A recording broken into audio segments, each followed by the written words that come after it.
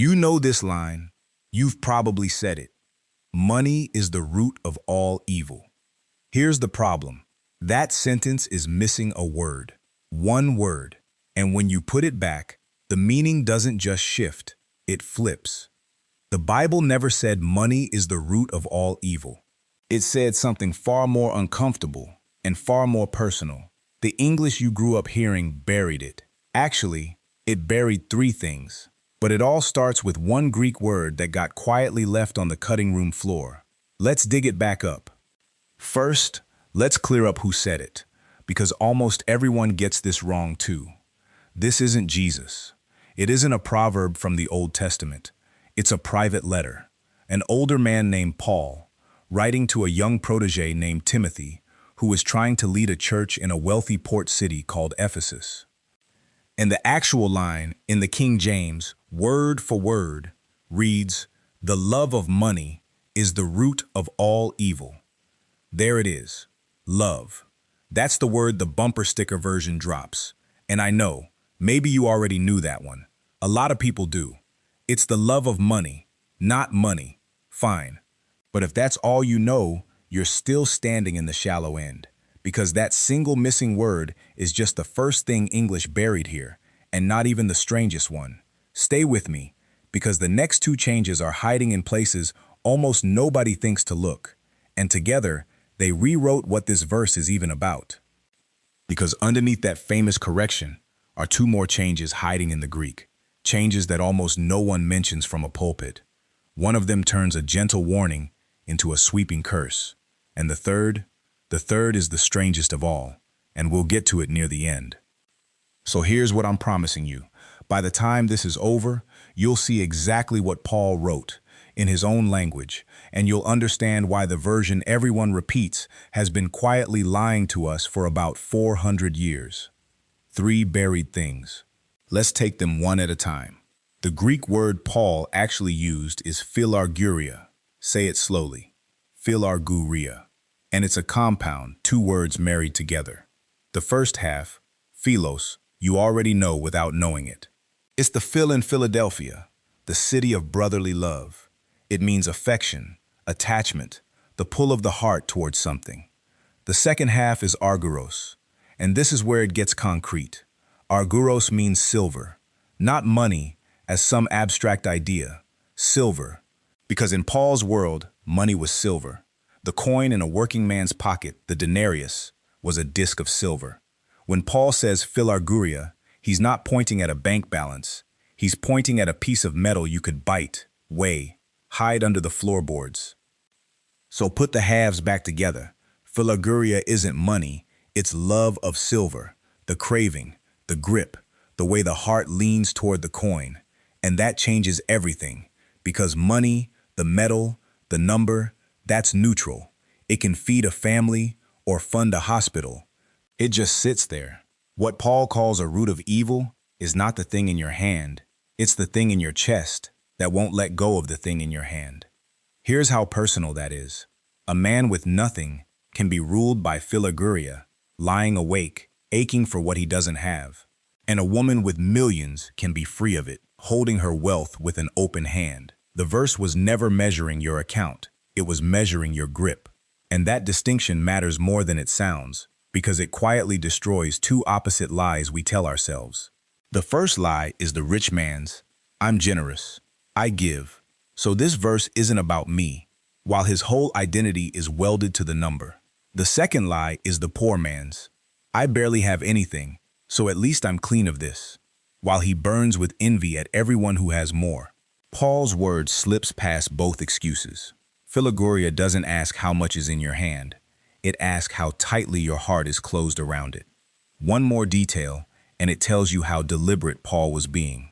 This exact word, philarguria, the noun, appears only once in the entire New Testament. Right here, he reached for a rare, precise word, on purpose, to name a precise sickness of the heart. And once you know the word, you start seeing its shadow all over the story. Think about Judas. When he sold out Jesus, what was the price? 30 pieces of silver. 30 pieces of argyros, the same metal sitting inside Paul's word. And the Gospels quietly tell us Judas used to help himself from the group's money bag long before the betrayal. His fall didn't begin in the garden. It began earlier, smaller, with a hand that loved the silver a little too much. Or take the Pharisees. There's a moment where Luke describes them sneering at Jesus while he's teaching about money, and Luke reaches for the adjective form of this exact word. He calls them philarguroi, lovers of silver, religious men, spotless on the outside, rotten at the same root. So when Paul names philarguria to Timothy, he isn't inventing a new category. He's putting a clinical name on a sickness the whole New Testament keeps circling back to, in a traitor, in the religious elite, and, if we're honest, in us. So if the King James translators understood all this, and they did, they wrote the love of money, plainly. Then here's the real mystery. Who dropped the word? Who took love out and handed us, money is the root of all evil? The honest answer is, we did. Over centuries, in casual speech, the sentence got sanded down. People kept the punchy part, money, root of all evil, and let the inconvenient word fall off. It's faster to say. It lets money take the blame instead of us. But while we're down here in the Greek, let me show you the second buried thing, because this one, even careful readers miss. In English, we say, the root of all evil, the root, singular, the one and only source, as if every wicked thing in human history traces back to a single taproot, and that root is cash. Now look at Paul's Greek. The word is rhiza, root. And here's the thing. In front of rhiza, there is no definite article, no the. In Greek, when you want to say the specific, one and only root, you have a little word that does that job, and Paul didn't use it. He left it off. Think about what that one little word, the, does in English. A man knocked on the door is not the same as the man knocked on the door. One is anybody. The other is somebody specific you already have in mind. Greek marks that exact difference, with a small word that does the job of the, and Paul uses it constantly, all over his letters. He knew how to write the root if he meant it. Here, he didn't. To a first-century ear, that absence isn't carelessness. It's a signal, which means the natural reading isn't the root. It's a root, one root among many. The love of money is a source of evil, a real one, a serious one, but it's standing in a forest of other roots: pride, fear, cruelty, envy. Paul knew evil has more than one origin. He never claimed silver was the single seed of everything dark. And honestly, that fits everything else the man ever wrote. This is someone who traced sin to pride, to fear, to the human heart curved in on itself. He was never going to pin the entire darkness of human history onto a disk of metal.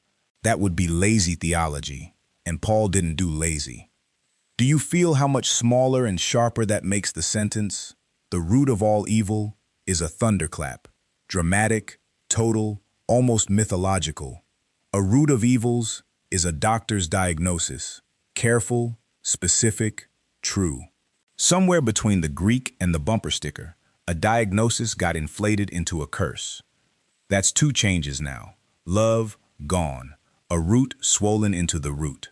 And the third change is sitting in plain sight, in the last two words of the famous line, and it's the one that did the most damage. Look at the end again, the root of all evil. Evil, singular, absolute, capital E, the sum of all darkness.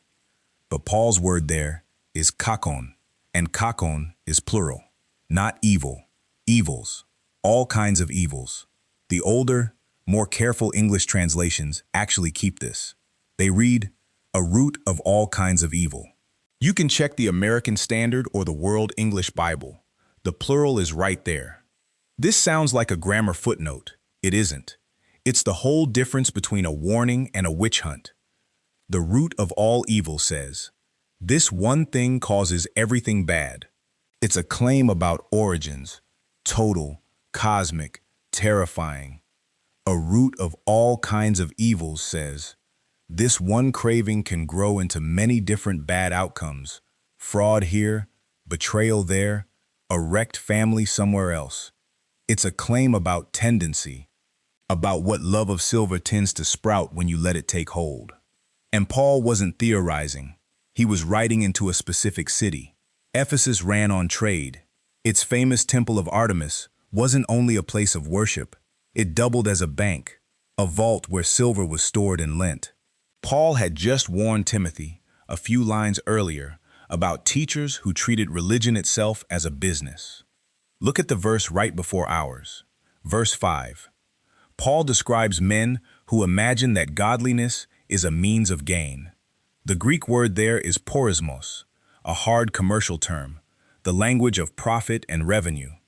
He's describing religious entrepreneurs, men who'd figured out that piety sells, that you could wrap plain greed in the language of God and make a comfortable living off the faithful. And then watch what Paul does in the very next breath, verse 6. Yes, he says, godliness is great gain. He uses the same word, porismos, again, but only when it's joined to contentment. He takes their business word and turns it completely inside out. Real profit, Paul says, was never the silver you squeeze out of believers. It's the freedom of a heart that already has enough. That's the soil this verse grew in. Real men in a real economy using even God as a way to get silver, and Paul refusing to let them keep the word gain. So Paul isn't cursing wealth from a distance. He's naming a sickness he watched spread through a congregation, a craving that branches out into all kinds of evils. 3 changes now, all in one short sentence. Love, deleted. A root, promoted to the root. All kinds of evils, flattened into all evil. Strip them away, and you don't have a tighter version of Paul. You have a different sentence that means something he never said. Which leaves the question the whole chapter is actually built to answer. If money isn't the villain, if the problem is the grip, not the coin, then what's the cure? And Paul gives it, not in some other book, 4 verses earlier. In a single word, most English Bibles translate, and then walk right past. Back up 4 verses to 1 Timothy chapter 6, verse 6. In the King James it reads, "Godliness with contentment is great gain." Most people hear that as a nice, soft, churchy phrase. Contentment. It sounds like a throw pillow. But the Greek word under contentment is anything but soft. It's autarkeia. And autarkeia has a story. This wasn't a cozy religious word. It was a hard, respected term from Greek philosophy. The Stoics used it constantly. It meant self-sufficiency, the state of a person who has enough within himself that the outside world can't jerk him around. The Stoic ideal. You can't be controlled by what you don't need. Now watch what Paul does. He takes this proud philosophical word, the one the toughest thinkers of his day used to describe the unshakable man, and he sets it directly against philarguria. Love of silver on one side, self-sufficiency on the other. The disease and the cure, 4 verses apart, and almost nobody puts them in the same room. Here's why that matters for you today. The fix Paul prescribes is not poverty. He never says, get rid of your money and you'll be holy. Plenty of miserable people have nothing. The fix is autarkeia, the inner enough, the ability to look at what you have and not be owned by the ache for more. And let me make this concrete, because this is where it stops being a vocabulary lesson and starts being about your actual life. Think about the last time money kept you awake. It usually isn't the bill itself. It's the what-if spiral. What if it's not enough? What if they have more? What if I lose it? That spiral is philarguria doing its work, even on people who'd never call themselves greedy. And autarkeia is the quiet, almost defiant sentence that breaks it. For today, this is enough. And here's the part that moves me, because Paul wasn't lecturing Timothy from a comfortable chair. He'd lived this. In another letter, written from a prison cell, to the church at Philippi, he uses the adjective form of this exact word about himself. He says he has learned, and notice that word learned, it took him time, to be content, autarkeias, in any situation, stuffed full or going hungry, flush with support or with nothing at all. and the famous line people stitch onto coffee mugs and gym walls. I can do all things through Christ who strengthens me. That line lives right here, at the end of this same passage. It was never about winning games or hitting your goals. Read in context. It's the punchline of the contentment paragraph. Paul is saying, I can face having nothing without it breaking me. That's autarkeia in a single sentence. The strength to still be standing when the silver runs out. The writer of Hebrews says it almost bluntly, keep your life free from the love of money and be content with what you have. Same diagnosis, same cure. The New Testament keeps handing us the same medicine, and we keep reading the label as a throw pillow. So autarkeia is not a feeling you wait around to receive. It's closer to a decision you practice, at 3 in the morning, out loud if you have to. For today, this is enough. The Stoics knew it. Paul lived it in a cell. And the loudest verse about money in the whole Bible turns out to have its answer hiding 4 lines above it. So that's the sickness, and that's the cure. But Paul isn't finished, because he ends the famous verse with an image so violent that, once you see it in the Greek, you can't unsee it. And it answers a question we never think to ask. When love of money finally costs someone everything, who actually does the damage? Read the rest of verse 10. The King James says, those who chased after money pierced themselves through with many sorrows. We tend to skim that. Sounds poetic, sad, vague. But the verb is peripero, and peripero is not poetic. It's the word for running something through on a spike, to impale, to skewer, the way you drive a stake through meat. It's brutal, and it's physical. Now hold the grammar, because this is the whole point. Paul does not say money pierced them. He does not say God pierced them as punishment. The verb is reflexive. They pierced themselves, their own hand on the spike. They drove it through, slowly, with their own choices, the cut corners, the betrayed friend, the family traded for the next deal, the faith quietly abandoned along the way. And look at what they pierced themselves with. The King James says, many sorrows. That sounds soft, a wistful sadness, a regret. But the Greek word is odinais, and odine is not wistful.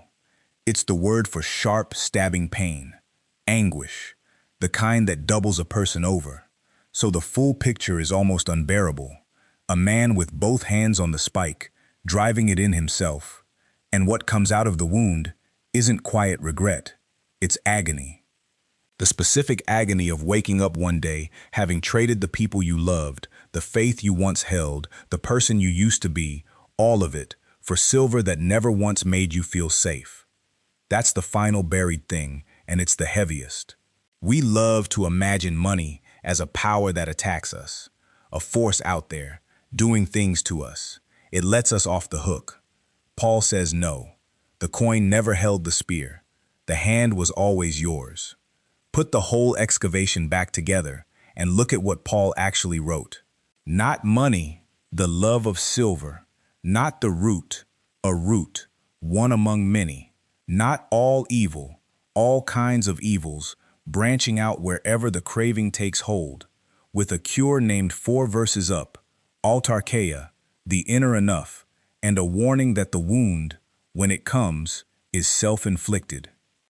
That's not a bumper sticker. That's a diagnosis, a prescription, and an autopsy in 3 verses. Here's what gets me. We turned the most psychologically precise sentence in the Bible about money into a slogan that lets everyone off the hook. Money is the root of all evil, points the finger out there, at the rich, at the system, at the metal. Paul's actual sentence points in here, at the grip, at the ache, at the hand on the spike. The verse was never anti-wealth. It was anti-illusion. It refuses to let us pretend the problem is somewhere we're not standing. And maybe that's why it survived as a misquote for 4 centuries. The shortened version is comfortable. Money is the root of all evil is something you can say about other people. The bankers, the billionaires, the system. Paul's real sentence won't let you do that. It turns the camera around. It puts the silver in your hand, the grip in your chest, the spike under your own palm. No wonder we sanded it down. The true version asks a question we'd rather not answer. So let me ask you something, and I read these. Genuinely, the comments are one of the best parts of making these. What's the thing money whispers to you at 3 in the morning? The what if you can't quite shut off. You don't have to dress it up. Even one word in the comments. You're not the only one lying awake over it. And I think that's worth saying out loud. If tracing a word back to where English buried it is the kind of thing you want more of, that's the whole reason this channel exists. Subscribing genuinely helps these studies reach someone else who's been quoting this verse wrong their whole life. You're the reason it keeps going. And there's a thread we just brushed past. Because if the rich man's wound is self-inflicted, then we have to talk about the time Jesus looked straight at a wealthy man, loved him, and let him walk away. There's a Greek word in that story too, and it's not the one you'd expect. I'll meet you there.